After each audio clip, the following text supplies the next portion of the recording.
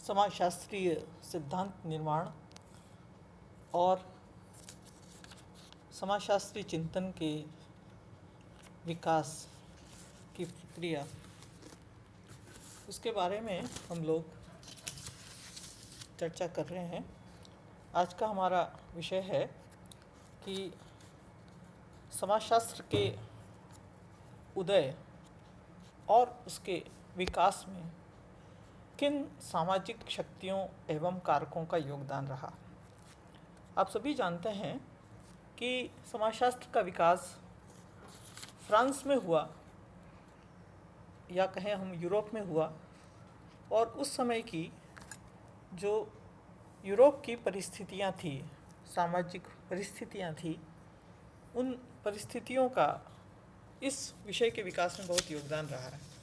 हम ये मानते हैं कि कोई भी विषय, और ख़ास करके सोशल साइंसेस के फील्ड में ये बात हम सत्य है कह सकते हैं कि जब भी कोई ज्ञान विकसित होता है तो निश्चित रूप से उस विकास के लिए उस समय की सामाजिक परिस्थितियों का बहुत बड़ा योगदान होता है, क्योंकि सारा चिंतन उन परिस्थितियों से प्रभावित होता है। कोई भी विचार सिद्धांत समाज से निरपेक्ष नहीं हो सकता। तो इस दृष्टि से यह बहुत महत्वपूर्ण है जानना कि समाजशास्त्र का उदय और विकास जो हुआ है फ्रांस में, तो फ्रांस और यूरोप में ऐसी कौन सी स्थितियां विद्यमान थी, ऐसी कौन सी सामाजिक शक्तियां थी, ऐसे कौन से सामाजिक कारक थे जिन्होंने समाजशास्त्र के उदय और विकास में अपना रोल प्ले किया, एक भूमिका निर्वहन की। तो सबसे पहले हम इस दृष्टि से देखें तो हम देखते हैं पॉलिटिकल रिवॉल्यूशन, राजनीतिक आंदोलन, और इस राजनीतिक आंदोलन के अंतर्गत हम देखते हैं फ्रांस की क्रांति। 1789 में फ्रांस में जो क्रांति हुई, इस क्रांति ने वहाँ के जो बुद्धिजीवी थे, जो लेखक थे, उनको प्रभावित किया और उनको चिंतित किया, क्योंकि इस क्रांति के परिणाम स्वरूप समाज में अराजकता और अव्यवस्था उत्पन्न हो गई थी। बुद्धिजीवी चाहते थे कि समाज में पुनः व्यवस्था उत्पन्न हो। कुछ बुद्धिजीवी चाहते थे कि पुरानी मध्ययुगीन व्यवस्था पुनः स्थापित हो जाए एवं समाज में शांति बनी रहे। लेकिन कुछ बुद्धिजीवियों का मत था कि यह कठिन है, अतः हमें सामाजिक व्यवस्था के नए आधार खोजने चाहिए। और ये जो दृष्टिकोण था, ये जो परिणाम उत्पन्न हुए फ्रांस की राज्य क्रांति से, इसका प्रभाव हम समाजशास्त्रीय सिद्धांतों में आज भी देख सकते हैं। दूसरी बात हम लेते हैं औद्योगिक क्रांति एवं पूंजीवाद का विकास। 19वीं और 20वीं सदी के उत्तरार्ध के मध्य, आप कह सकते हैं, समय में औद्योगिक क्रांति ने पश्चिम के कई देशों को अपनी चपेट में लिया। इस औद्योगिक क्रांति को हम कोई एक घटना नहीं कह सकते हैं, बल्कि ये कई प्रकार के विकास से उत्पन्न घटना थी और इसने समाज के हर क्षेत्र को प्रभावित किया। इस औद्योगिक क्रांति के परिणाम स्वरूप हम देख सकते हैं कि जो कृषि आधारित पश्चिमी जगत था, जहाँ खेती सबसे महत्वपूर्ण व्यवसाय थी, अधिकांश लोग गाँव में रहते थे, तो जो कृषि आधारित व्यवस्था थी उसको उद्योग आधारित व्यवस्था में रूपांतरित कर दिया।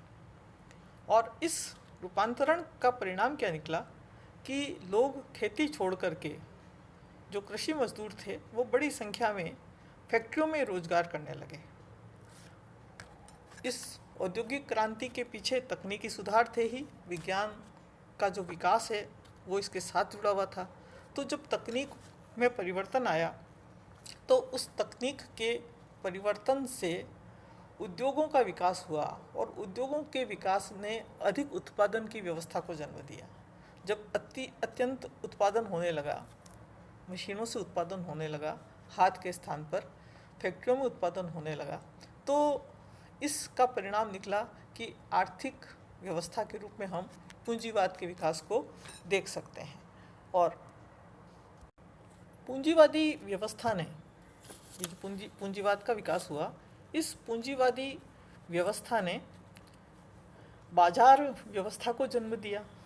अब व्यापार करना जो है वो अलग तरीके से मुक्त बाजार व्यवस्था के रूप में बाजार प्रणाली विकसित हुई, और बाजार विकसित हुए तो इसके साथ साथ मुद्रा का प्रचलन बढ़ा। मुद्रा के माध्यम से करेंसी की इम्पोर्टेंस बढ़ी। तो औद्योगिक क्रांति ने सिर्फ उत्पादन का तरीका ही नहीं बदला, बल्कि उसने अर्थतंत्र को भी प्रभावित किया, अर्थव्यवस्था को प्रभावित किया।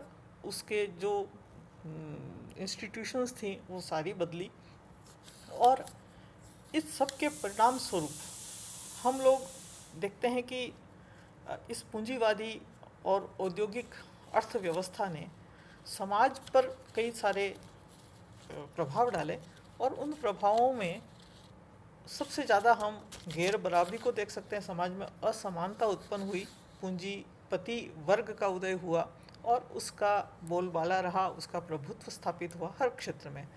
तो ये जो औद्योगिक क्रांति और पूंजीवाद का विकास है, इसने समाजशास्त्र के दृष्टि से हम देखें तो प्रारंभ के जितने समाजशास्त्री हैं, आप उसमें मार्क्स को ले सकते हैं, वेबर को ले सकते हैं, दुर्खिम, सीमेल, इन सब की जो सिद्धांत और इनके जो विचार हैं, समाजशास्त्री चिंतन है, उसको प्रभावित किया। मतलब हम देखते हैं कि जितने भी हमारे समाजशास्त्री हैं, उन सब के चिंतन में इंडस्ट्रियल रिवॉल्यूशन और राइज ऑफ कैपिटलिज्म ये हमेशा से प्रमुख मुद्दा रहा है। तो जितना सिद्धांत निर्माण समाजशास्त्र के क्षेत्र में हुआ, उसमें ये पॉइंट आप सेंटर में देख सकते हैं। तो सबका फोकस इसके ऊपर रहा, इंडस्ट्रियल रिवॉल्यूशन और पूंजीवाद। ये दोनों घटनाएं बहुत महत्वपूर्ण है समाजशास्त्र के विकास को समझने में। और इस पूंजीवादी व्यवस्था के जो परिणाम मैंने जैसे अभी कहा कि इस परिणाम इस जो निकले, उसमें अधिकांश जनता को उन्होंने मजदूर में बदल दिया, और जो उत्पादन के द्वारा जो लाभ मिलता था, वो जो लाभांश है, प्रॉफिट, वो कुछ व्यक्तियों के हाथ में केंद्रित हो गया। और इसके जो दुष्परिणाम निकले कि समाज में हम उस समय में श्रमिक आंदोलन देख सकते हैं, और पूंजीवाद का बहुत विरोध हुआ, और फिर पूंजीवाद को समाप्त करने के लिए क्रांतिकारी आंदोलन हुए। इसका प्रभाव समाजशास्त्र पर पड़ा, और हम देख सकते हैं जैसे खास करके जो कॉन्फ्लिक्ट सोशोलॉजी है हमारे यहाँ, संघर्षवादी जो परिप्रेक्ष्य है, उसका जन्म और ख़ास करके उसके महत्वपूर्ण हस्ताक्षर के रूप में कार्ल मार्क्स को हम देख सकते हैं। तो जो भी मार्क्सिस्ट सोशोलॉजी है, वो मार्क्सिस्ट सोशोलॉजी, कॉन्फ्लिक्ट सोशोलॉजी या कॉन्फ्लिक्ट पर्सपेक्टिव थ्योराइजेशन जो भी हुआ, वो सारा इस पूंजीवाद और औद्योगिक क्रांति के इर्द गिर्द इसका स्ट्रक्चर हम देख सकते हैं। तो ये भी एक बहुत बड़ा फैक्टर रहा है जिसने कि समाजशास्त्री चिंतन को प्रभावित किया है। इसके बाद में हम देखते हैं समाजवाद का उदय। तो समाजवाद के उदय के अंतर्गत हम देखते हैं कि ये जो पूंजीवाद और औद्योगिक व्यवस्था, इसने जो दुष्परिणाम पैदा किए, तो जैसा मैंने अभी आपको बताया कि कार्ल मार्क्स इसके कट्टर आलोचक थे, और उन्होंने इसके स्थान पर साम्यवादी क्रांति का समर्थन किया। उन्होंने अपना पूरा जीवन इस बात में लगा दिया कि पूंजीवाद को किस तरह से समाप्त किया जाए और साम्यवाद की स्थापना की जाए। तो मार्क्स के चिंतन में हम इस बात को देख सकते हैं। हालांकि दुर्खिम और वेबर जैसे जो समाजशास्त्री थे, वो लोग, उन्होंने भी पूंजीवाद पर अध्ययन किया। उनका महत्वपूर्ण वर्क आप देख सकते हैं। आगे चल कर के जब हम इन विद्वानों के बारे में पढ़ेंगे तो विस्तार से हम इसकी चर्चा करेंगे। तो वे भी चाहते थे कि पूंजीवाद से उत्पन्न जो परिस्थितियां हैं, दुष्परिणाम हैं, वो ठीक नहीं हैं, लेकिन वे पूंजीवादी व्यवस्था में ही सुधार करने के पक्षधर थे, न कि वो मार्क्स की तरह साम्यवादी क्रांति के पक्षधर थे। तो इस तरह से ये जो प्रारंभ के समाजशास्त्री हैं, और इनका जो समाजशास्त्री चिंतन है उसमें हम साम्यवादी विचारों का प्रभाव देख सकते हैं। औद्योगिकरण की जब बात आती है तो इसके साथ साथ नगरीकरण भी जुड़ा हुआ होता है। और नगरीकरण का मतलब है कि नगरों का विकास। जब फैक्ट्रियों से, कारखानों के माध्यम से उत्पादन होता है तो निश्चित रूप से उनकी एक अपनी इंफ्रास्ट्रक्चर और परिस्थितियाँ होती है कि जो उत्पादन है वो नगरों के आसपास ही ऐसे सेंटर्स डेवलप होते हैं। तो निश्चित रूप से औद्योगिक क्रांति के परिणाम स्वरूप जब कृषि से उद्योगों की तरफ जनता का झुकाव बढ़ा तो अधिकांश जो जनता है वो औद्योगिक मजदूरों के रूप में कन्वर्ट होती गई और फिर उनका जो निवास है, उनका जो झुकाव है नगरों के, गांव के स्थान पर नगरों की तरफ होता गया। अब नगरों का जब अप्रत्याशित विकास हुआ, असीमित विकास होना शुरू हुआ तो इसने कई समस्याओं को जन्म दिया, जैसे आवास की समस्या, गंदी बस्तियों की समस्या, प्रदूषण की समस्या, यातायात की समस्या। ये कई तरह की समस्याएं नगरीकरण ने उत्पन्न की और इन परिस्थितियों, ये नगरीकरण से उत्पन्न, औद्योगिकरण से उत्पन्न जो समस्याएं थी, समाज को इसके अनुरूप अपने आप को इसका सामना करना था, ये चुनौती थी। और इन चुनौतियों का सामना करने के लिए उस समय के जो समाजशास्त्री हैं उन्होंने नगरीकरण पर भी अध्ययन किए और इसका सबसे अच्छा उदाहरण हम देख सकते हैं जॉर्ज सीमेल, जो अमेरिकन सोशोलॉजिस्ट हैं। और अपने जब समाजशास्त्री चिंतन के बारे में हम देखते हैं तो शिकागो स्कूल का नाम आता है। तो ये जो शिकागो शहर है अमेरिका का, वहाँ पर शिकागो स्कूल की स्थापना की गई और स्पेशली सीमेल ने शिकागो शहर को नगरीकरण का अध्ययन करने के लिए एक प्रयोगशाला के रूप में उसको उन्होंने देखा। तो ये जो सोशियोलॉजिकल चिंतन, समाजशास्त्री चिंतन है, इसमें हम शिकागो स्कूल और नगरीकरण दोनों को देख सकते हैं और हम देख सकते हैं कि किस तरह से वेबर और सीमेल, इन दोनों ने अपने आप को नगरीकरण के अध्ययन पर केंद्रित किया। नेक्स्ट जो बहुत महत्वपूर्ण कारक है वो है धार्मिक। हम धार्मिक परिवर्तन को नज़रअंदाज नहीं कर सकते। जब यूरोप में और विशेषकर फ्रांस में राजनीतिक और औद्योगिक क्षेत्र में क्रांतिकारी परिवर्तन आ रहे थे तो समाज का जो महत्वपूर्ण अंग होता है धर्म और नैतिकता, वे भी इससे प्रभावित हुए। और धर्म की जो पुरानी मान्यताएं थी और जो संस्थाएं थी वो टूट रही थी, नए रूप में उनको परिभाषित करना था। तो प्रारंभ के जो समाजशास्त्री हैं, आप कॉम्टे को ले सकते हैं, दुर्खिम को ले सकते हैं, वेबर को ले सकते हैं, इवन मार्क्स ने भी धर्म के ऊपर लिखा है। तो इन लोगों ने अपने सिद्धांतों में नैतिकता और धर्म को केंद्र बनाया और काफ़ी सिद्धांत इन लोगों ने रचे। तो क्योंकि समाज को हमें पुनः परिभाषित करना है, ऑर्डर उसमें इस्टेब्लिश करना है, समाज में व्यवस्था स्थापित करना है, तो उस समय के जो समाजशास्त्री हैं उनका जो मुख्य फोकस था वो धर्म के ऊपर भी था। और उसके बाद अंतिम हम कारक के रूप में लेते हैं विज्ञान का विकास।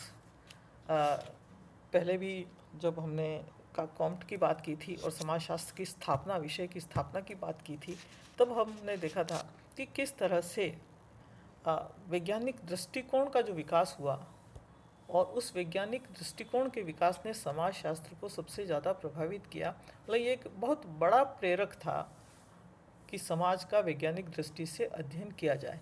तो जो हमारे नेचुरल साइंसेज हैं, भौतिक, ये जो क्या कह सकते हैं आप, प्राकृतिक विज्ञान, तो प्राकृतिक विज्ञानों में जैसे हम लेते हैं फिज़िक्स, केमिस्ट्री, बायोलॉजी, ये जो सब्जेक्ट्स थे, ये जो विज्ञान थे, इनके क्षेत्र में जिस तरह से अनुसंधान कार्य हो रहा था, रिसर्च हो रही थी, प्रयोग हो रहे थे, परीक्षण हो रहे थे, तकनीक विकसित हो रही थी, इसने पूरा सिर्फ बौद्धिक जगत या वैज्ञानिक जगत को ही प्रभावित नहीं किया, बल्कि इसने आम जनजीवन को भी प्रभावित किया, समाज को प्रभावित किया। क्योंकि जो भी आविष्कार हो रहे थे, जो अनुसंधान हो रहे थे, जो तकनीक विकसित हो रही थी, उसको समाज पर लागू किया जा रहा था।